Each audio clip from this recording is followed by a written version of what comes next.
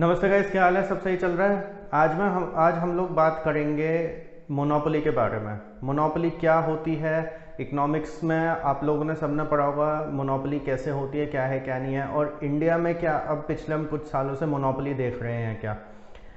Thumbnail देख के आपको पता तो लग ही गया होगा कि मैं यहाँ पे रिलायंस जियो से रिलेटेड बात करने वाला हूँ। बट ये है कि बिफोर इससे पहले कि मैं कुछ भी आप लोगों से डिस्कस करूँ, आपके साथ एक चीज़ शेयर करनी है। अभी कुछ दिनों पहले ही यूएस जो कांग्रेस है वहाँ पर जो है गूगल, अमेजोन, फेसबुक और एप्पल, ये जो चार कंपनीज हैं, एंड इवन माइक्रोसॉफ्ट जो है, इन सब के जो सीईओज हैं इन सबको बुलाया गया था और उनसे पूछा गया था कि भाई क्या आप मोनोपोली ज़रूरत से ज़्यादा कर रहे हो? तो ये चीज़ जो है यूएस कांग्रेस को थोड़ी सी खटकी थी कि भाई ये लोग जो हैं इतने बड़ी बड़ी कंपनीज है, तो क्या ये लोग कुछ ऐसा कर रहे हैं कि जिससे छोटे जो बिजनेसमैन हैं या फिर जो नए नए स्टार्टअप्स आ रहे हैं, जो नए टेक स्टार्टअप्स आ रहे हैं, उनको कोई अफेक्ट हो? तो एक्चुअल में उसका रिजल्ट ये आया था कि ये सारी कंपनीज ऐसे काम कर रही थी। फेसबुक ने अगर इंस्टाग्राम और व्हाट्सएप को टेक ओवर करा तो वो इस वजह से ही करा क्योंकि वो परेशान थी कि ये कंपनीज जो हैं उसका पूरा कंपटीशन ना ले ले, उसको कंपटीशन ना दे दे, उसका पूरा मार्केट शेयर ना ले ले। उसके अलावा गूगल ने जो यूट्यूब को टेक ओवर करा उसमें भी कुछ चीज़ें उनको लगी थी। ये वीडियो आप यूट्यूब पे ही देख रहे हो तो मैं वैसे ही आपको बता रहा हूँ कि जो ये यूट्यूब है इसको जब टेक ओवर करा था गूगल ने, तब भी जो है कुछ कुछ चीज़ें ऐसी थी जो यूएस कांग्रेस को पता चला कि उन्होंने वो करी ही इसलिए थी क्योंकि उनको पता था कि यूट्यूब आगे जाके गूगल का कॉम्पिटिटर बन सकता है।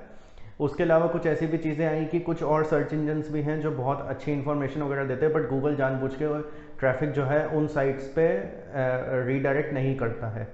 उसके अलावा माइक्रोसॉफ्ट की एक चीज़ थी कि भाई वो लोग जो है पहले अपना अपना ही जो ब्राउज़र है वही डाल के देते थे और कोई ब्राउज़र सपोर्ट नहीं करते थे। अब तो खैर गूगल क्रोम वगैरह भी सपोर्ट होता है, बट ये है कि उनकी भी कुछ कुछ एक्टिविटीज़ ऐसी उनको लगी थी। उसके अलावा सबसे बड़ा जो आरोप लगा था वो लगा था अमेज़ॉन पे। अमेज़ॉन पे ये था कि अमेज़ॉन के जो सेलर्स हैं, आपको बता दूं कि मैं भी अमेज़ॉन का एक सेलर हूँ। मैं फैशन ज्वेलरी और फुट कवर सॉक्स वगैरह उस पर सेल करता हूँ। तो अमेज़ॉन क्या करता है, अगर उसका कोई भी सेलर ऐसा है जो ज़्यादा प्रोडक्ट्स बेच रहा है या जिसकी ज़्यादा सेल्स वगैरह हो रही हैं, तो वो क्या करता है कि उनका एक डेटाबेस बनाता है और फिर वही प्रोडक्ट्स अमेज़ॉन बेसिक्स के नाम से आप बोल लो या अमेज़ॉन की कोई और क्या कहते हैं कोई और ब्रांड आप बोल लो, उसके बेसिस पे वो जो है वो उसको ही बेचता है और उसी सेलर के साथ कंपटीशन कर लेता है। ये चीज़ जो है अमेज़ॉन करता है। उसके अलावा एप्पल का भी हम चाहे कितना ही कह लें iOS सिक्योर है, ये है वो है, बट हमें भी पता है कि डेटा कलेक्शन उनकी तरफ से भी होती है। तो ये जो सारी चीज़ें हैं, ये सारी चीज़ें इस तरफ लेके गई यूएस कांग्रेस को कि भाई ये एक मोनोपोली हो रही है। 3 या 4 जो कंपनीज है वो अपनी मोनोपोली करना चाह रहे हैं और जो छोटे स्टार्टअप्स हैं और जो और नए नए जो स्टार्टअप्स आ रहे हैं ना, उनको गिराना चाह रही हैं, उनको उनको गिराना चाह रहे हैं, उनको दबाना चाह रहे हैं। अब इस यही बात अब इंडिया में हो सकता है कुछ सालों में हो जाए, बिकॉज पिछले 2-3 सालों से मैं एक चीज़ देख रहा हूँ। टेलीकॉम में रिलायंस जियो आगे, वो रिटेल में जियो मार्ट आगे, रिलायंस फ्रेश भी जो है, रिलायंस रिटेल आप कह लो, रिलायंस रिटेल भी आगे है। अभी उन्होंने फ्यूचर ग्रुप को भी खरीद लिया है। उसके बाद जियो करके एक उनका प्लेटफॉर्म है वो आ रहा है जो अमेज़ॉन को सीधे टक्कर देगा। गूगल फेसबुक से उनकी पार्टनरशिप हो गई है, मोबाइल फ़ोन भी वो लोग बनाएंगे अभी, और भी बहुत सारी चीज़ें हैं जो रिलायंस जियो बनाएगा, जियो ग्लास बनाएगा वो अभी। उसके अलावा 5G इक्विपमेंट बनाएगा, बहुत सारी चीज़ें वो करेगा।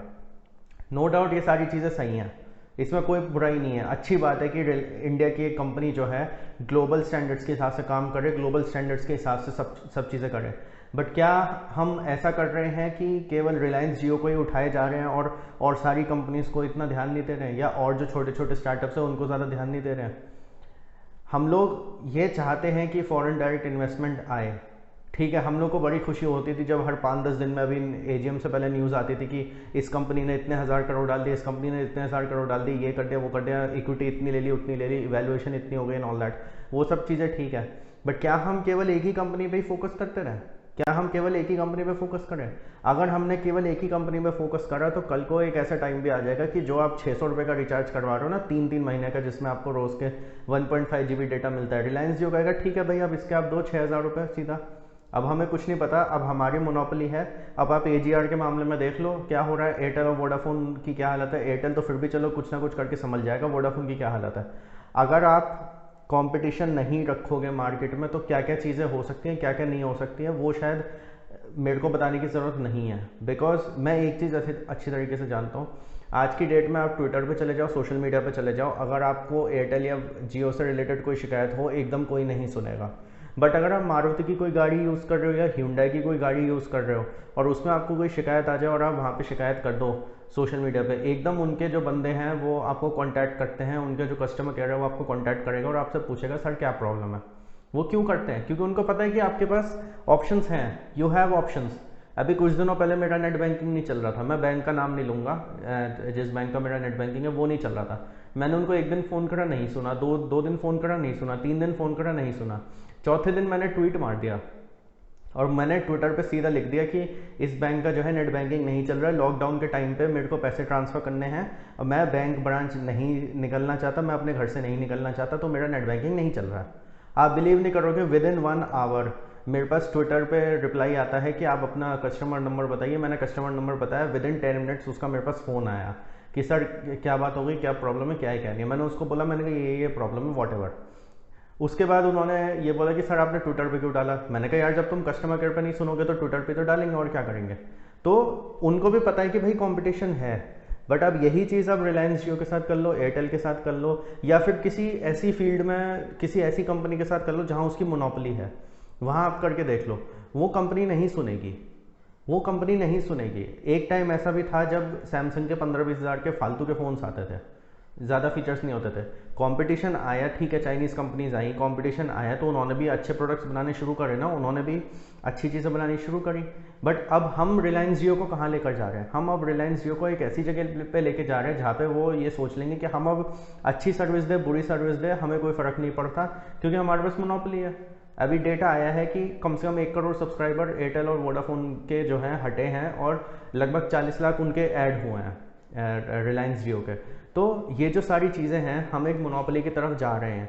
अब ये AGR के चक्कर में हम लोग जो हैं, जो कंपटीशन है उसको मार देंगे। कंपटीशन को अगर हमने मार दिया, एयरटेल के भी सुनील भारती मित्तल ने भी बोला है कि कम से कम 10 टाइम्स प्राइसेस होने चाहिए तब जाके हम लोग सस्टेन कर पाएंगे। हालांकि 10 टाइम्स तो उन्होंने कुछ ज़्यादा एग्जेजरेट कर दिया है, बट मेरे हिसाब से 30-40% तो प्राइस इंक्रीज़ वो करना ही चाहते होंगे। जिसका मतलब ये आप मान के चलो कि आपका 600 रुपये का जो प्लान आपका आ रहा है वो लगभग 850-900 रुपये का होना चाहिए, तब जाके उनके हिसाब से उनको लगता है कि सस्टेनेबिलिटी होनी चाहिए।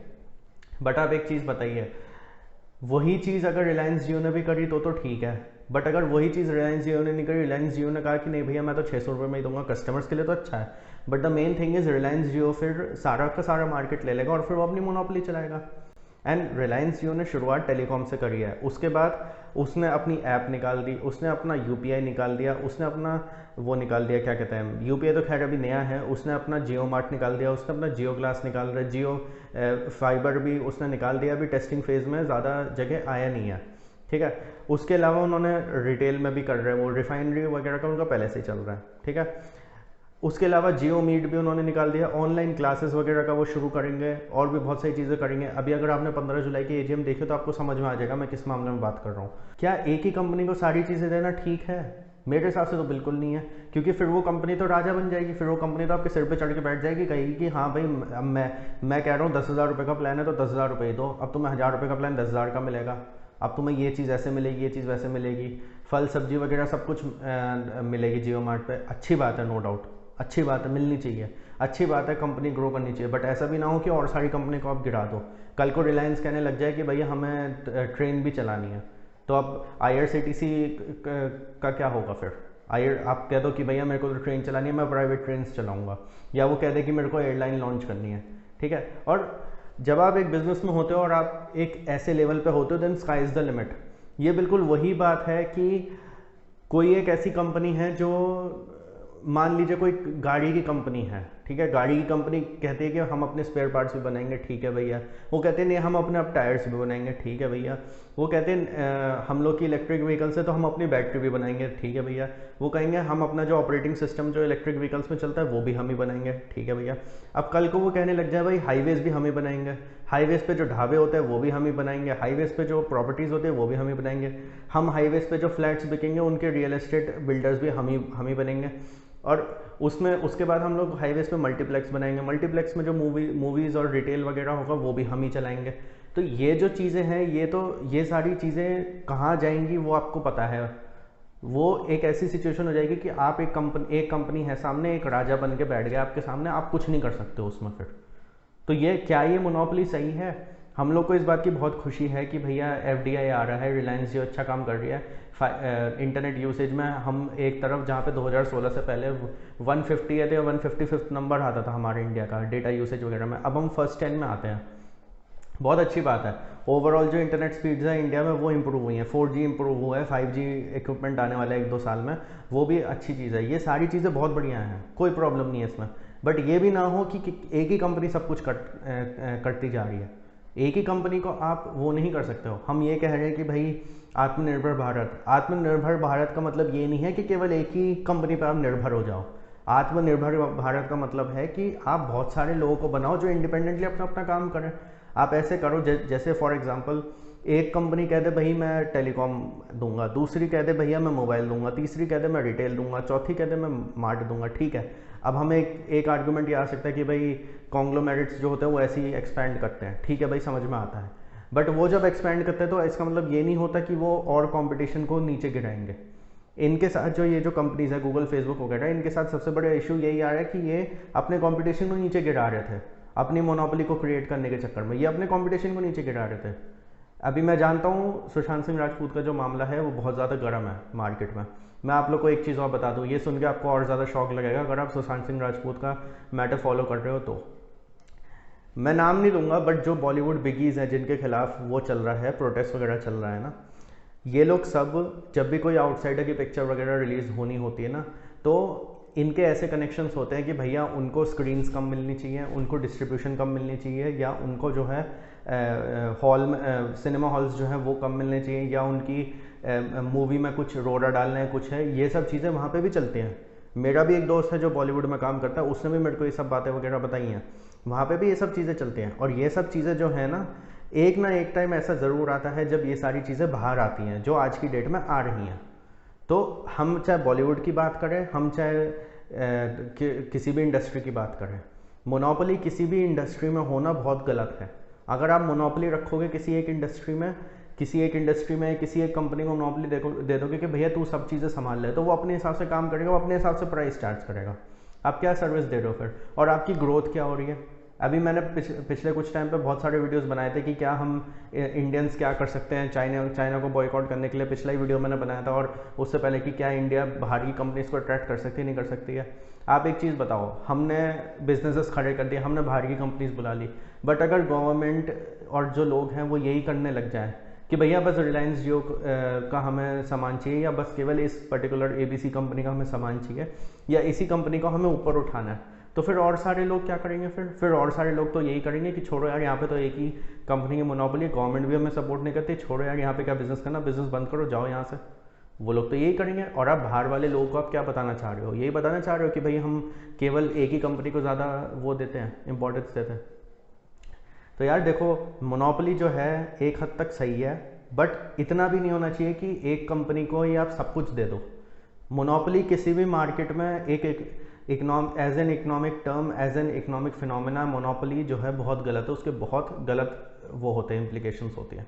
तो यार ये चीज़ मेरे को इस वीडियो में एड्रेस करनी थी कि मोनोपोली की जो प्रॉब्लम अब इंडिया में आ रही है, आई होप ये प्रॉब्लम इंडिया में ना आए। आई होप रिलायंस जियो जैसी बहुत सारी और कंपनीज आए और हमें एक कॉम्पिटिशन और एक अच्छा फेयर मार्केट देखने को मिले। ये वीडियो अच्छा लगा हो तो लाइक करना, शेयर करना and subscribe to the channel for more of this content. Thank you guys.